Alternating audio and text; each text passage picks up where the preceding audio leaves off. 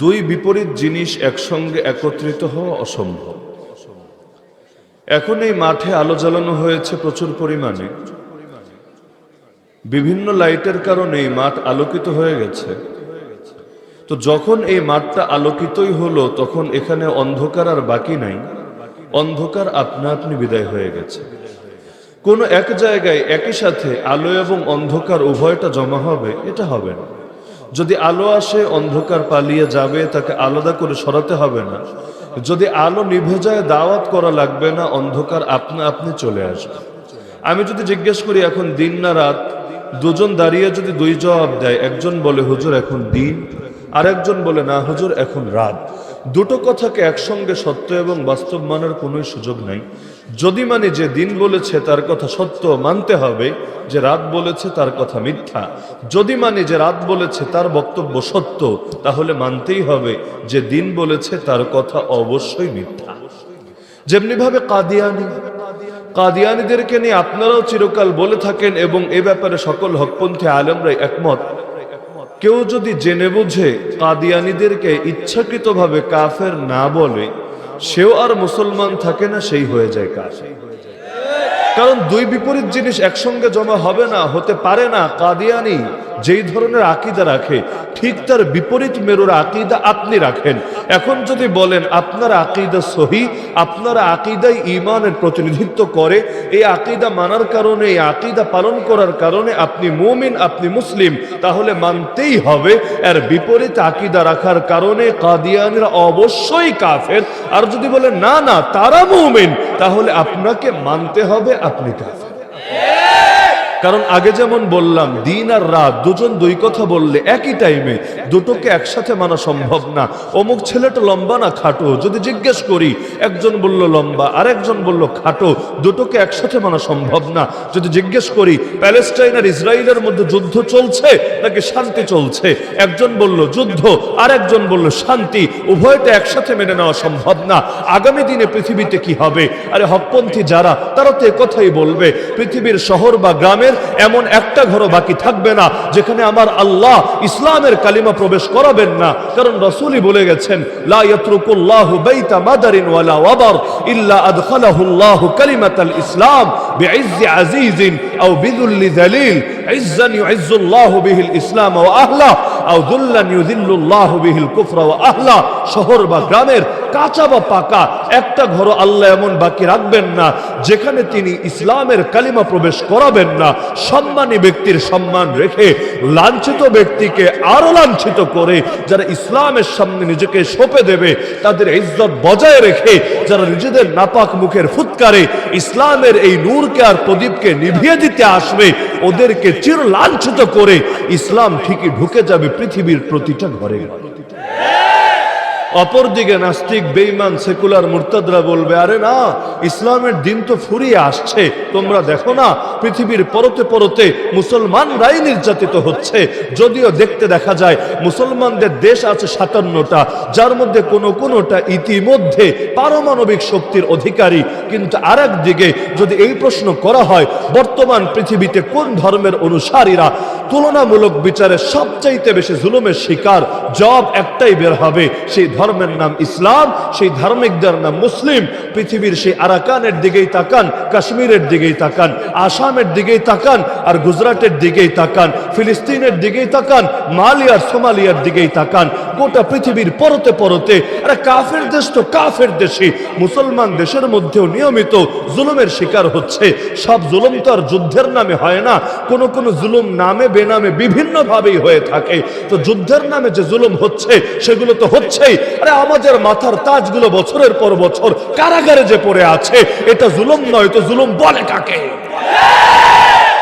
সারা দুনিয়ার মধ্যে নির্যাতন চলছে আর চলছে আর চলছে। আরে যেই পরিমাণ আলেম গত 3 বছরই এক বাংলাদেশেই জেল খেটেছে, অন্য কোন ধর্মের ধর্মযাজক গুরুরা গোটা দুনিয়ার মধ্যে এত বিপুল পরিমাণে কারাবন্দী হয়েছে, এমন নজির দুনিয়ায় কোথাও খুঁজে পাওয়া যায়?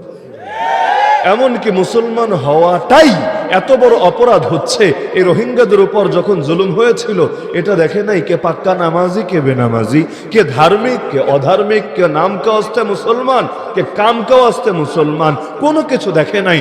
শুধু বংশ পরিচয় মুসলমান কিনা। দিল্লি দাঙ্গার সময় প্যান্ট খুলে খুলে চেক দিয়েছে খতনা করা আছে কিনা, মুসলমানে করা হয়েছে কিনা। এরপর সে মুসলমানদের কোন দলের, সে কি তাবলিগ করে না কোনো পীর সাহেবের মুরিদ, সে কি কওমের নাকি সে আলিয়া, সে কি মাযহাব মানে নাকি সে লামাযহাবী, সে কি আহলে কোরআন নাকি আহলে হাদিস, কোনো কিছুর দিকে তাকায় নাই। এমনকি সে কি ভ্রান্ত না হকপন্থী, সে কি আদৌ ইসলামের মধ্যে আছে না বিভিন্ন গলদ আকীদার কারণে ইসলাম থেকেই বের হয়ে গেছে, এগুলো দেখে নাই। শুধু প্যান্ট খুলে চেক দিয়েছে খতনা করা আছে কিনা।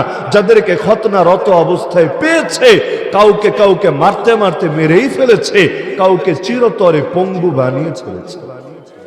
এমনকি প্রতি বছর কোরবানি আসলে একই চিত্র দেখা যাচ্ছে। কেউ যদি খালি গরু জবাই করে, জবাইও করা লাগবে না, কেউ যদি কারো প্রতি শত্রুতা বশত এই গুজবটা ছড়িয়ে দেয় যে অমুক গরু কোরবানি দিয়েছে, ব্যাস আর কিছুই লাগবে না। এই গুজবটাই যথেষ্ট তার রক্তকে হালাল করার জন্য। এতে সে কোন ক্যাটাগরির মুসলমান এগুলো দেখবে না।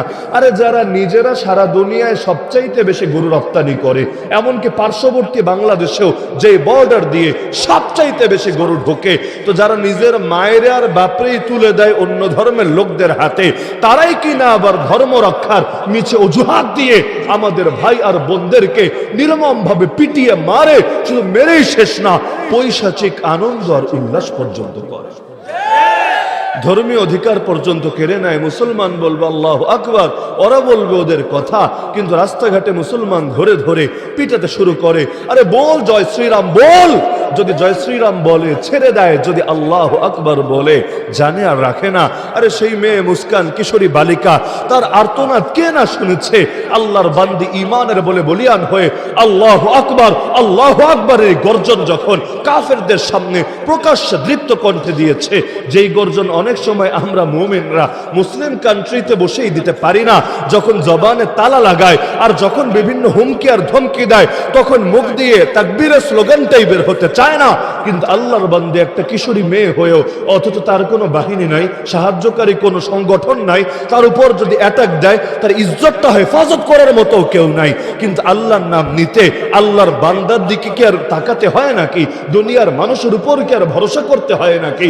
আল্লাহর জমিনে দাঁড়িয়ে আল্লাহর বান্দা আল্লাহর জয়গান গাইবে, আর এটাকে দুনিয়ার কারো অনুমতির প্রয়োজন হবে না। তো সারা দুনিয়ার মধ্যে সংখ্যা এত বেশি, 180 কোটি প্লাস, কিন্তু মাজলুমও সবচাইতে বেশি। ইহুদি কয়জন? কিন্তু কোন একজন ইহুদির গায়ে কেউ হাত তুলে দেখুক, গোটা দুনিয়া একসঙ্গে তার বিরুদ্ধে ময়দানে নেমে। এমনকি এই জায়গায় এসে প্রয়োজনে সব মূলনীতি উল্টে যাবে। রাশিয়া যখন ইউক্রেনে হামলা চালাবে, পশ্চিমা বিশ্ব ঠিকই ইউক্রেনের পাশে দাঁড়াবে, কারণ মাজলুম, কারণ ভিকটিম, কারণ তাদের উপর অ্যাটাক হয়েছে, তাই তাদের ডিফেন্ড করার অধিকার নাকি আছে। আর যখন অ্যাটাক হবে প্যালেস্টাইনের নিরীহ মুসলমানদের উপর, তখন ওই ওয়েস্টার্ন কান্ট্রিগুলো মাজলুমানের পাশে দাঁড়াবে না, তখন প্যালেস্টাইনের পাশে দাঁড়াবে না, উল্টো দাঁড়াবে ইসরায়েলের পাশে। কেন? মুসলমানের পাশে দাঁড়াতে নাই, মুসলমানের সাহায্যে কথা বলতে নাই। কারণ মুসলমান যদি একবার দুনিয়ায় প্রতিষ্ঠিত হয়ে যায়, ওরা ভালো মতো জানে ইসলাম যেহেতু আলো, আলো যদি একবার জ্বলেই যায়, সব অন্ধকার আপনা আপনি বিদায় হবেই হবে। কে চায় নিজের ব্যবসায় লালবাতি জ্বলুক? কে চায় অযথা রেড কার্ড খাক? তো ওরা জানে যে ইসলাম দুনিয়ায় আসলে কুফুরের শিরিক আর জাহেলিয়াতের মার্কেট থাকবে না। এখন তো ধোঁকাবাজি চালাচ্ছে। আরে আজকালকার এই কুফুর আর শিরিকের মূল আকর্ষণটা হলো জাদুঘরদের জাদুর ভেলকির মতো।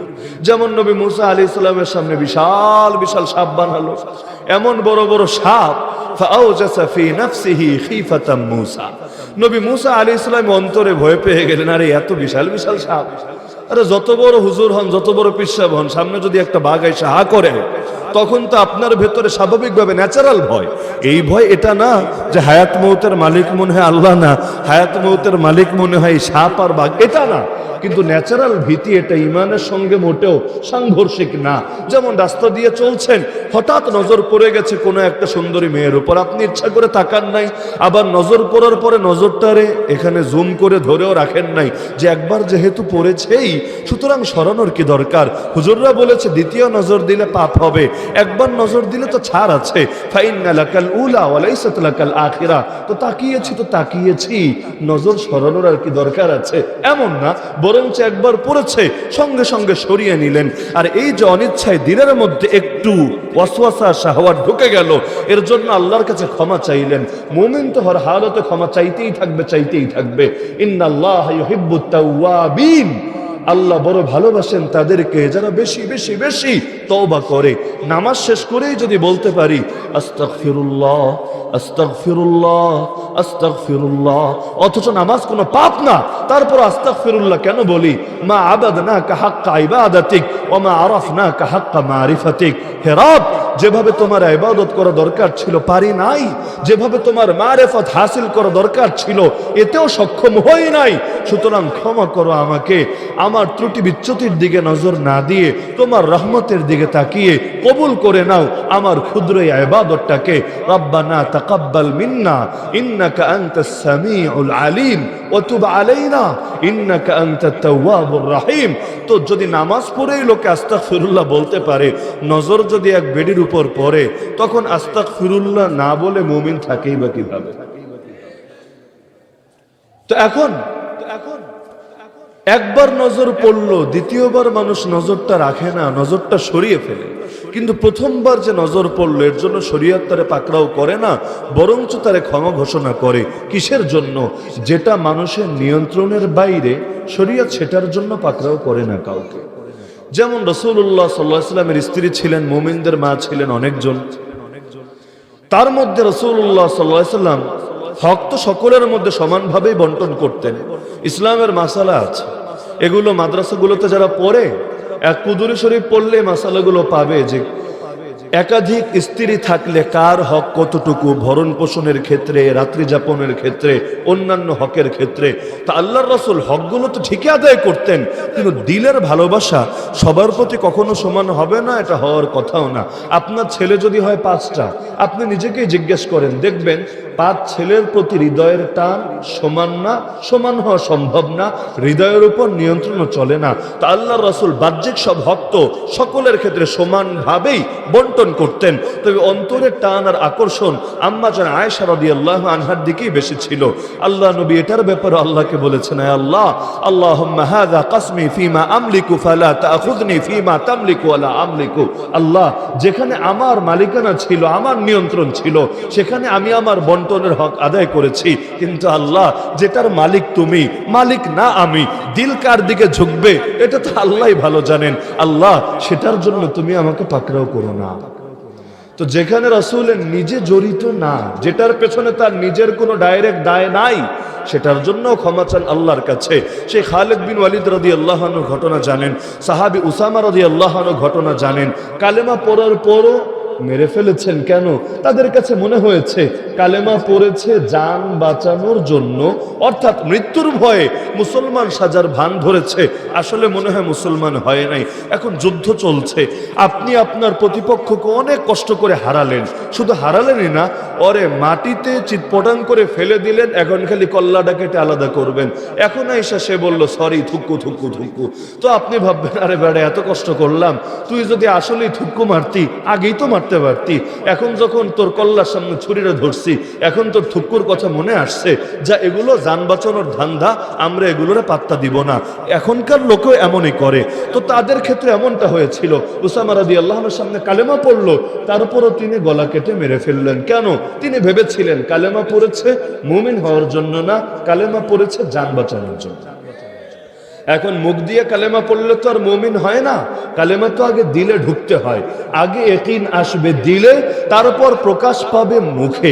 যদি দিলের মধ্যে ইয়াকিন না থাকে আর মুখের মধ্যে প্রকাশ থাকে, সেটা মানুষকে জান্নাতি বানায় না। মান মাতা ওয়া হুয়া ইয়ালাম আন্নাহু লা ইলাহা ইল্লাল্লাহ দাখালাল জান্নাহ।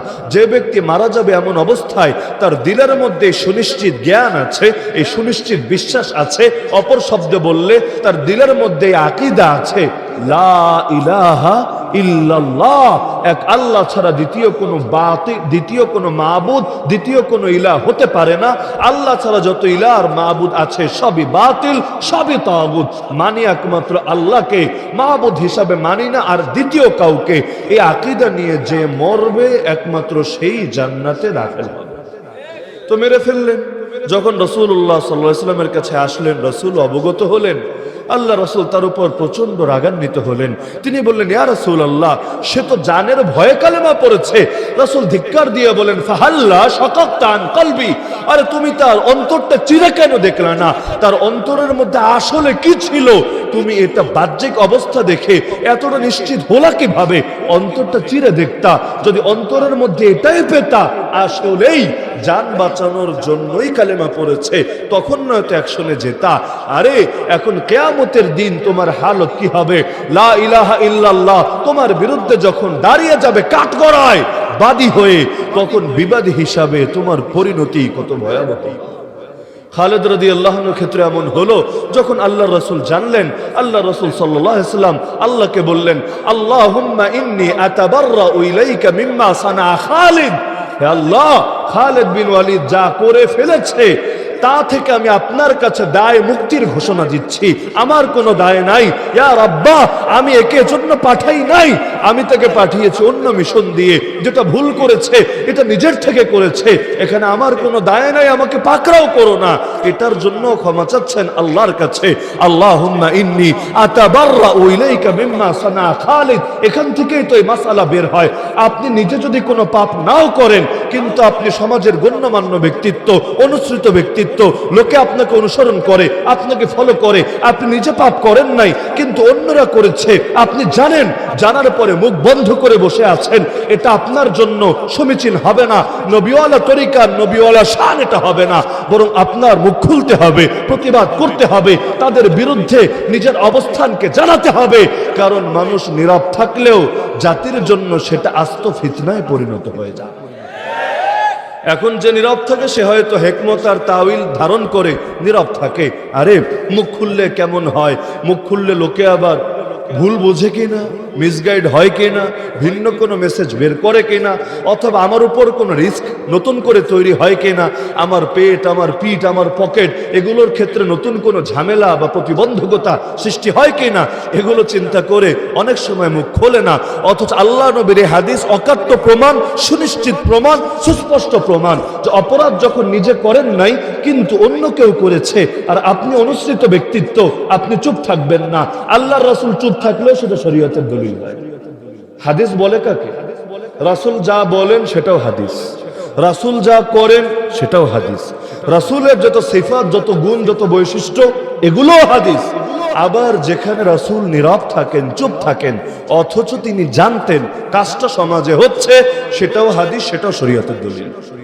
যেমন জাবের রাদিয়াল্লাহু আনহুর বর্ণনা আছে, কুন্না নাজিলু ওয়াল কুরআনু ইয়ানজিলু, আমরা আজল করতাম। আজল মানে স্ত্রীর সাথে মেলামেশা করার পরে আমরা বাইরে বীর্যপাত করতাম, ভেতরে করতাম না, যাতে করে সন্তান না হয়। ওই জামানায় তো আর এত এত নিত্য নতুন জিনিস বের হয় নাই যেগুলো ব্যবহার করে তারা এই পন্থা গ্রহণ করবেন। তো তিনি বলেন, আমরা এমন এক সময় আজল করতাম যখন কোরআন নাজিল হতো।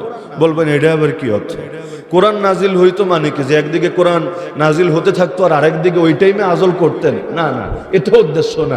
উদ্দেশ্য আমরা যে আজল করতাম, অর্থাৎ এমন একটা কাজ যাতে করে স্ত্রীর বাচ্চাটা না হয়, সব ক্ষেত্রে না, বিশেষ বিশেষ প্রয়োজনে, বিশেষ বিশেষ ক্ষেত্রে। যেমন ধরেন মাত্র 2 মাস আগে একটা বাচ্চা হয়েছে, এখন তার এই বাচ্চাটার জন্য তো কিছু সময়ের প্রয়োজন, শারীরিকভাবেও হয়তো প্রচন্ড অসুস্থ হয়ে আছে। মুসলিম ডাক্তারও বলেছে এই মুহূর্তে সে প্রেগন্যান্সির আবার শিকার হলে, আবার কনসিভ করলে তার জন্য রিস্ক হবে এটা। তো এমন বিশেষ বিশেষ অবস্থায় আজলের বা এমন বিশেষ বিশেষ অবস্থায় সাময়িক কোনো মাধ্যম কেউ যদি গ্রহণ করে, নিষেধাজ্ঞার কিছু তো নাই। তো তিনি বলেন বলেন আজল করতাম এমন সময় যখন কোরআন নাজিল হচ্ছিল, মানে আল্লাহ তো জানতেন। যদি আমাদের এই কাজে কোনো দোষী থাকতো আল্লাহ অবশ্যই তার রাসূলকে জানিয়ে দিতেন। এটা নিয়ে আলোচনা কোরআনে অবশ্যই উঠে আসতো, ডাইরেক্ট না আসুক, ইশারাতুন নাস, দালালাতুন নাস, ইক্তেজাউন নাস, কোরআনের কোনো ইঙ্গিতে, কোনো দূরবর্তী অর্থে, কোনো ইশারায়, কোনো কোনাকাঞ্চি চিপায় চাপাই হলেও এটার ব্যাপারে নিন্দা আসতো। কিন্তু যেহেতু নিন্দা আসে নাই, তার মানে আল্লাহ এটাকে হারাম করেন না। তো নবীর চুপ থাকা দলিল হয় নাকি হয় না? আরে বলেন না, হয় নাকি হয় না? আল্লাহ নবী যদি চুপ থাকেন সেটাও শরীয়তের দলিল। বহুত মাসালা এমন আছে যেখানে আল্লাহ নবীর থেকে ডাইরেক্ট কথা আপনি পাবেন না, কিন্তু নবীর জামানায় হতো, নবী জানতেন, জানার পরও প্রতিবাদ করেন নাই। অথচ নবীর জন্য নাহিয়ানিল মুনকার, অন্যায় দেখলে অন্যায়ের বিরুদ্ধে প্রতিবাদ করা, অন্যায়ের বিরুদ্ধে মুখ খোলা, নিষেধ করা, বারণ করা, এটা ফরজ ছিল। তা আল্লাহ নবী ফরজ তরক করবেন এটা ভাবাই যায় না। তা আল্লাহ নবী নীরব থাকলে সেটা শরীয়তের দলিল হয়। শুধু নবীর ক্ষেত্রে না, উম্মতের ক্ষেত্রেও তালিবুল ইলমরা অবশ্যই জানেন ইজমায়ে সুকুতি একটা শব্দ আছে নাকি? ইজমায়ে সুকুতি মানে কি? যে একটা জিনিস সারা দুনিয়ায় হচ্ছে, ব্যাপকভাবে হচ্ছে। এখন দুনিয়া তো হাজার হাজার লক্ষ লক্ষ হকপন্থী আলেম, কেউ বিরুদ্ধে বলেন নাই, কেউ প্রতিবাদ করেন নাই, সবাই নীরব আছেন, সবাই চুপ আছেন। এভাবে পুরো একটা প্রজন্ম কেটে গেল। এক প্রজন্ম কয় বছরে হয়? ইমাম ইবনে খালদুন রাহিমাহুল্লাহর আল মুকাদ্দিমা কেউ যদি পড়েন, মুকাদ্দিমা ইবনে খালদুন সমাজ বিজ্ঞানের উপর রচিত প্রথম কিতাব, যদি পড়েন সেখানে দেখবেন তিনি উল্লেখ করেছেন 1 শতাব্দীতে 3টা প্রজন্ম থাকে। কয়টা? 1 শতাব্দী মানে কয় বছর? 100 বছর। 100 বছরে প্রজন্ম থাকে কয়টা? 3টা। তার মানে 33.33। এটা হলো এক প্রজন্মের গড় সীমা। এরপর আরেকটা জেনারেশন, তারপর আরেকটা জেনারেশন, এভাবে 1 শতাব্দীর মধ্যে 3টা জেনারেশন আসে। এবং তিনি এটাকে দেখিয়ে দুনিয়ায় একটা সাম্রাজ্য যদি প্রতিষ্ঠিত হয় কয় বছর টিকবে, তার উত্থান, তার পতন, তার যৌবন, তার বার্ধক্য, তার শৈশব, তার কৈশোর, এক একটা সাম্রাজ্যের কত বছর টিকতে পারে, লম্বা চওড়া আলোচনা করেছেন। এটাই পাবলিক প্লেসে আর মাহফিলে বলা উচিত না, বা বললে বেশ জটিল আলোচনা সূত্রপাত হবে। তালিবুল ইলম ভাইদেরকে আমি অনুরোধ করব, যারা আগামী পৃথিবীতে সমাজ বিপ্লব করতে চান, সমাজের নেতৃত্ব দিতে চান, ইসলাম দুনিয়াতে প্রতিষ্ঠিত হোক এই তামান্নার এই স্বপ্ন দেখেন, অবশ্যই জীবনে একবার হলেও অন্তত আল মুকাদ্দিমা ইমাম ইবনে খালদুনের এই কিতাবটা পড়বেন, বুঝে বুঝে। সবচাইতে ভালো হবে যোগ্য বিজ্ঞ প্রাজ্ঞ কোন উস্তাদের কাছে যদি তার তত্ত্বাবধানে থেকে পড়তে পারেন, শোনায় সোহাগা। কারণ এই কিতাব না পড়লে, গাইডলাইন না পেলে, হেদায়াতি কিছু নমুনা সামনে না থাকলে পথ চলা বড় কঠিন হয়। ওই কাকরাইলে যান যে চিল্লার জামাতে বের হবো, সকালে একটা হেদায়েতি বয়ান দেয় নাকি দেয় না? এই হেদায়েতি বয়ান মানে কি? এই হেদায়েতে গুমরাহের বিপরীত শব্দ হেদায়েত না। যে এতদিন তোরা গোমরা ছিলি, এখন তোদেরকে এক বয়ান দিয়া হেদায়েত দিয়া দিব সবাই, এরপর হেদায়েত নিয়ে তোরা চিল্লায় বের হবি, না হলে তোরা গোমরাই থাকবি। ওয়াজাদাকা দাল্লান ফাহাদা। এই হেদায়েত সেই হেদায়েত না। এখানে হেদায়েত মানে পথ নির্দেশ। এখানে হেদায়েত মানে কি করণীয়, কি বর্জনীয়, কর্মপন্থা কি হবে, গাইডলাইন কি হবে, এটা বলে দেওয়া, এটা বুঝিয়ে দেওয়া। তো আগামীর পৃথিবীতে আপনারা এই সমাজের নেতৃত্ব দিতে চান নাকি চান না? যদি বলেন চাই না, আমরা তো অনেক বুজুর্গ, নেতৃত্ব কি আমাদের কাজ? এগুলো তো ওরা করবে। আমরা হুজুর মানুষ, আমরা দাওয়াত খাবো, আমরা হুজুর মানুষ, আমরা এমনি মসজিদ মাদ্রাসা নিয়েই থাকবো। নেতৃত্ব আমরা কোন যুক্তিতে দিব? আমাদেরকে ক্ষমতার লোভ আছে নাকি? যদি এটা বলেন, কোরআনের এই আয়াতের ব্যাখ্যা কি করবেন? ওয়াজআলনা লিল মুত্তাকিনা ইমামা। আল্লাহর বান্দা যারা, রহমানের খাঁটি বান্দা যারা, তারা দোয়া করে, আল্লাহ আমাদেরকে মুত্তাকিদের নেতা বানিয়ে দেন। ইমাম অর্থ কি? ইমাম অর্থ কি?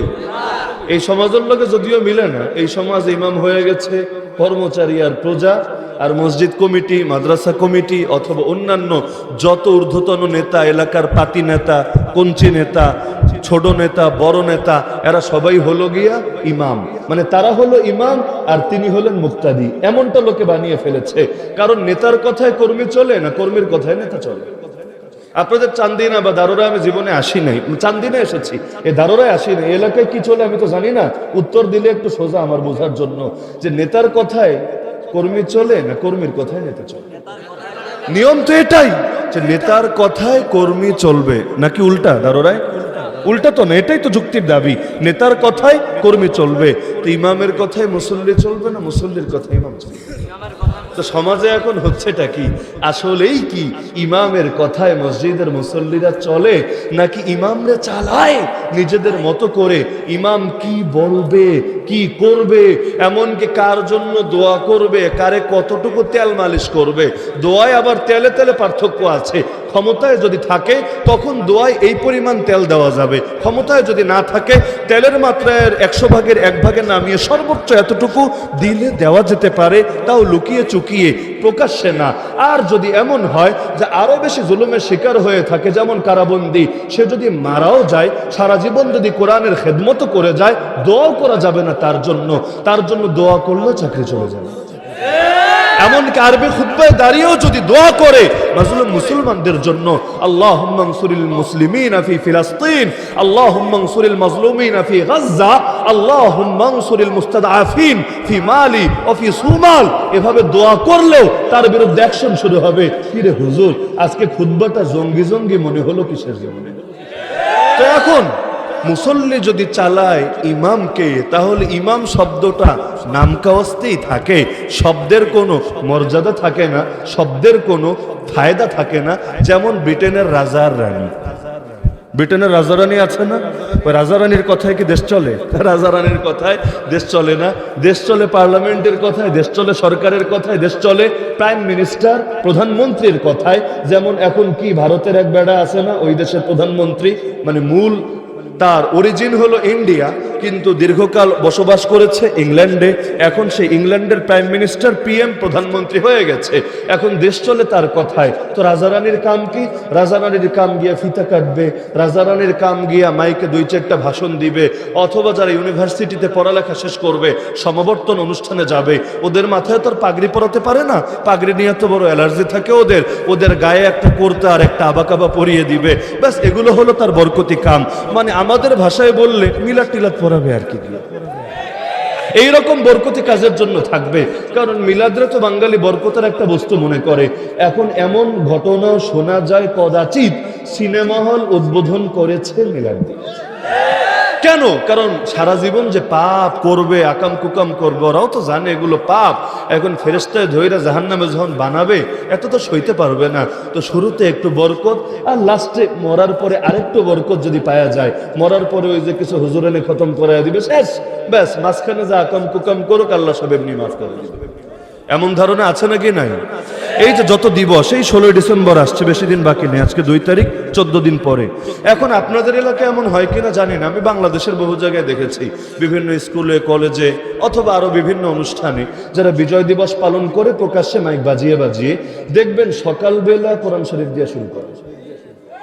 নাকি দারুরাই হয় না? এমন সকালে একটা ছেলেকে আনবে, হয়তো স্কুলের ছেলেই, কিন্তু অনেকে আছে না স্কুলে পড়লো কোরআন সহি আছে, হয়তো তাবলীগের মেহনত করেছে বা দারুরা মাদ্রাসার কোনো হুজুরের কাছে আলাদাভাবে মস্ক করে কোরআন সহি করেছে। সকালে এসে সেই সুর দিয়া কারি আব্দুল বাসিতের মতো, কারি সুদাইসের মতো তেলাওয়াত করবে। পরে একজন এসে বঙ্গানুবাদ, বাংলায় অনুবাদ করে শোনাবে, আর একজন এসে 2-3টা গজল গাইবে। মাশাআল্লাহ, খুব বরকতময় সকাল। এরপর শুরু হবে বাংলা গান, হিন্দি গান, আরো কত রকমের গান। সারাদিন সকল ধরনের হারাম আর আকাম সব চলবে। বিকাল বেলা আরেকজন হুজুর এসে শুরুতেও যেহেতু আল্লাহর নাম নিছে, লাস্টেও যেহেতু আল্লাহর নাম নিছে, বিসমিল্লাহির রহমানির রহিমও আছে, ওয়া আখিরু দাওয়ানা আলহামদুলিল্লাহি রাব্বিল আলামিনও আছে। মাঝখানে যা করেছে সব অটো মাফ হয়ে যাবে। কেমনটা হয় না কি হয় না? হয়। এগুলো তো এই দেশেরই কথা, আমি তো আর মঙ্গল গ্রহ থেকে আসি নাই যে সেই দেশের কারগুজারি শোনাচ্ছি আপনাদেরকে। তো এখন ইমাম চলবে মুক্তাদির কথায় না, মুক্তাদি চলবে ইমামের কথা। ইক্তাদাই তো বিহাদাল ইমাম, যদিও এটা বলার কোনো বাক্য না, আমাদের সমাজে আবার বলে মানুষ। মূলত নিয়ত কি মুখ দিয়া হয় না দিল দিয়া হয়? নিয়ত মানেই হলো আন্তরিক ইচ্ছা। নিয়ত মানে কি? এখন ইচ্ছা কি মুখ দিয়া করে না বুক দিয়া করে?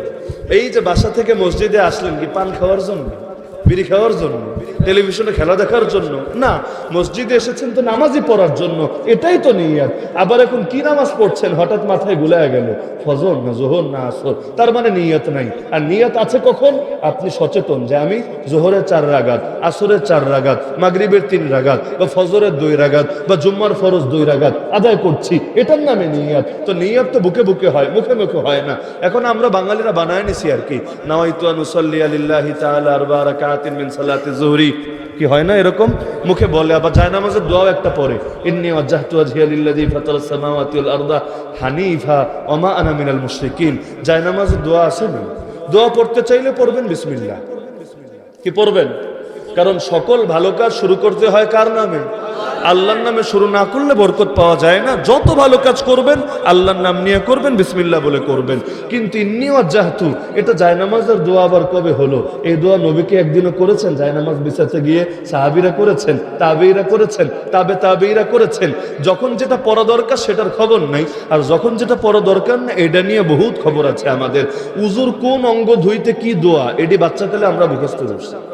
আপনাদের জেনারেশনে আছে কিনা আমি জানি না। আমরা বাচ্চাকালে আদিয়ায়ে মাসনুনা একটা বই ছিল, ওইটার মধ্যে মুখস্থ করছি হাত ধোয়ার সময় এই দোয়া, মুখ ধোয়ার সময় এই দোয়া, পা ধোয়ার সময় এই দোয়া। কিন্তু এভাবে আলাদা আলাদা করে প্রতিটা অঙ্গ ধোয়ার সময়, মাসেহ করার সময় দোয়া কোন হাদিসে বর্ণিত আছে? আল্লাহ নবী, তার সাহাবী, তার তাবেঈদের আমলের মধ্যে এর কোনো নমুনা দেখানো যাবে? এখন কেউ যদি দোয়া করতে চায়, নিষেধ তো নাই, তো সেটাকে এভাবে বইয়ে ঢুকায়া সুন্নত মুস্তাহাবের মতো একটা ফিল দিয়া পড়ানোর কি আছে? তো এখন যেখানে যেটা দরকার সেটার খবর নাই, আর যেটা দরকার না সেটার বহুত খবর আছে। নামাজের পরে আল্লাহ নবী অনেকগুলো দোয়া পড়তেন নাকি পড়তেন না?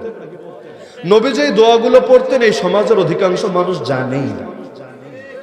যেমন আল্লাহুম্মা আনতাস সালাম ওয়া মিনকাস সালাম তাবারাকতা ইয়া যাল জালালি ওয়াল ইকরাম, এটা অনেকের শুনতে শুনতে আধা মুখস্থ আছে। কিন্তু দোয়া তো একটা না।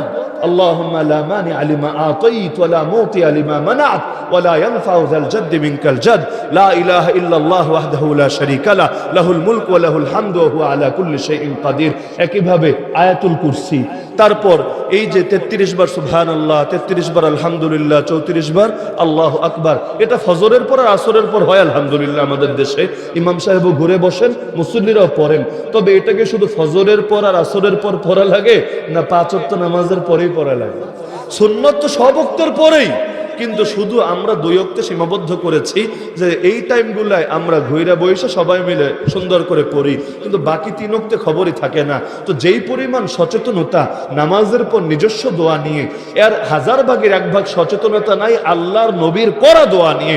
অথচ নবীর চাইতে ভালো দোয়া দুনিয়ায় কেউ কখনো করতে পারবে না। কোথায় নবীর দোয়া আর কোথায় আমার আপনার মতো সাধারণ মানুষের দোয়া? তো বরকত বেশি থাকবে কি আমার দোয়ায় না নবীর দোয়া? এটা সকল হকপন্থী আলেমরা একমত। যেমন হিজবুল বাহার বা এই জাতীয় যে বিভিন্ন দোয়া আছে, এগুলো না জায়েজ তো না? জায়েজ তো অবশ্যই, কিন্তু এগুলো লেখার শুরুতে ভূমিকা দিয়ে দেয়। যেমন আল কাউসারেও পাবেন মাওলানা আব্দুল মালিক সাহেবের ব্যাপারে লিখেছেন।